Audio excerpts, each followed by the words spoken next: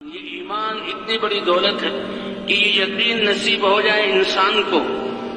تو یہ دنیا میں بھی اور آخرت میں بھی ہر موقع پر فائدہ دینے والا ہے۔ اس کے لیے اللہ تعالیٰ نے حضرات انبیاء کرام کے قصوں کو ذکر کیا کہ دیکھو ابراہیم علیہ السلام کو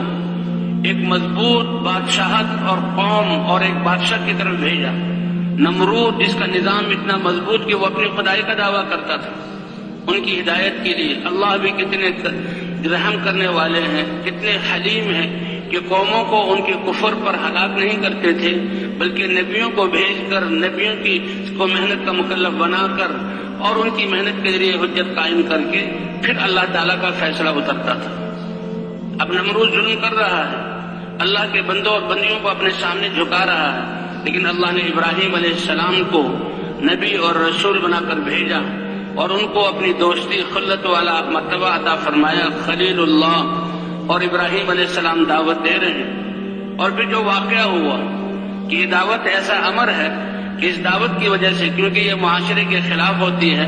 اس دعوت کی وجہ سے معاشرہ اور ساری قوم مخالفت میں آ جاتی ہے،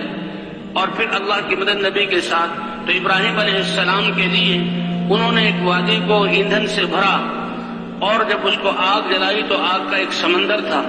اور اونچی جگہ سے منجنیق کے ذریعے ابراہیم علیہ السلام کو اس میں ڈالنا چاہا۔ ابراہیم علیہ السلام کو رسیوں سے باندھ دیا گیا اور منجنیق میں بٹھا دیا گیا۔ اب تک تو ظاہری حالات ایسے ہیں کہ جو نمرود اور اس کی فوج چاہ رہی ہے وہی ہو رہا ہے، لیکن اللہ فرماتے ہیں گھبراؤ نہیں، اللہ کی مدد اپنے انبیاء اور ایمان والے اور دعوت والوں کے ساتھ۔ ام حسبتم ان تدخلوا الجنة ولما يأتكم مثل الذين خلوا من قبلكم مستهم البأساء والضراء وزلزلوا حتى يقول الرسول والذين آمنوا معه متى نصر الله ألا إن نصر الله قريب۔ اللہ آزماتے ہیں اور جھنجھوڑا جاتا ہے، اور اتنا سخت جھنجھوڑا جاتا ہے، حالات آتے ہیں کہ یہاں ایمان والے اور رسول بھی، اے اللہ تیری مدد کب اترے گی؟ یقین ہے کہ تیری مدد ہے۔ اللہ نے فرمایا گھبراؤ نہیں، اللہ کی مدد قریب ہے۔ تو ابراہیم علیہ السلام کو اب جو کفار چاہ رہے ہیں وہ ہو رہا ہے۔ اگر چاہتے تو اللہ تعالیٰ پہلے ہی ان کو ہلاک کر دیتے، ان کے ہاتھ توڑ دیتے، لیکن سب کچھ منجنیق میں بٹھایا گیا، فرشتے تک آئے، اور ابراہیم علیہ السلام نے کہا اے ابراہیم یہ فرشتے اللہ نے بھیجے ہیں، کہا اگر اللہ نے تمہیں حکم دیا ہے وہ تو اللہ کا امر پورا کرو، اس میں کیا کہہ سکتا ہوں، اور اگر اللہ نے تمہیں حکم نہیں دیا تو آخری کلام حسبی اللہ نعم الوکیل، کہ میرے لیے میرا اللہ کافی ہے۔ فرمایا یہ یقین ہے کہ اس یقین کی بنا پر اللہ کی مدد حضرات انبیاء کرام کا اعلیٰ درجے کا، تو حسبی اللہ نعم الوکیل، ادھر سے انہوں نے منجنیق کے ذریعے ابراہیم علیہ السلام کو فضاؤں میں لا کر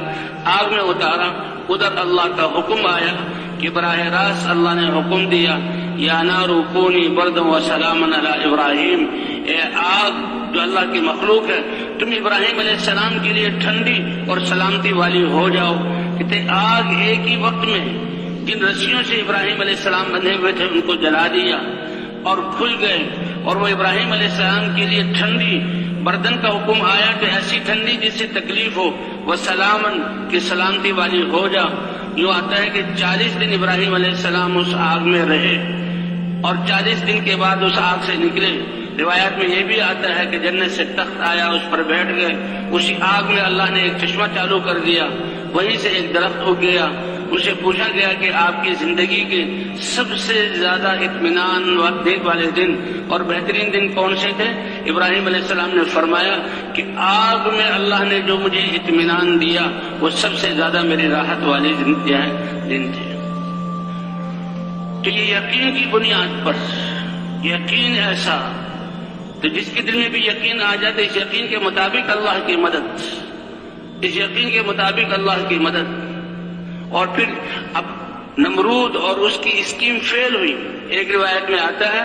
کہ محل سے اس کی بیٹی بھی دیکھ رہی تھی اور دیکھا کھلی آنکھوں سے، اور قوم نے بھی دیکھا کہ ابراہیم علیہ السلام زندہ ہیں اور بالکل راحت و آرام سے ہیں۔ حضرت شیخ تھانوی رحمۃ اللہ نے بشتری میں قصہ لکھا ہے کہ فرعون کی بیٹی، نمرود کی بیٹی، اسے کہا اے ابراہیم یہ آگ تمہیں نہیں جلا رہی، کیا میں بھی اس آگ میں آ جاؤں تو مجھے نہیں جلائے گی؟ کہ ہاں، لا الہ الا اللہ ابراہیم و خلیل اللہ پڑھ لو تو آج وہ وقت ہے کہ جس نے کلمہ پڑھ لیا آگ اس کو بھی نہیں جلائے گی۔ کہتے ہیں کہ اس نے بھی یہ کلمہ پڑھا اور وہ بھی آگ کے اندر آئی، آگ نے اس کو بھی نہیں جلایا۔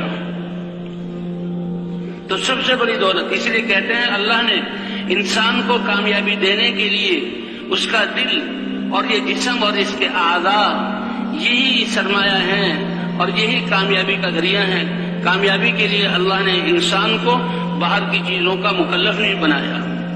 جس کے پاس اپنے ان اعضاء کے علاوہ کچھ نہیں، ایمان اور اس کے جو ہے اپنے اعضاء سے اللہ کے احکام کو پورا کر رہا ہے، وہ کامیاب ہے۔ اور اگر اللہ نے دنیاوی نعمتوں سے نوازا ہے تو ان نعمتوں میں بھی، چاہے وہ تاجر ہو، چاہے زراعت والا ہو، چاہے پوری دنیا کا بادشاہ بن جائے، اس میں بھی اللہ کے احکام کو نبی کے طریقے پر جو پورا کرے گا وہ کامیاب ہو جائے گا۔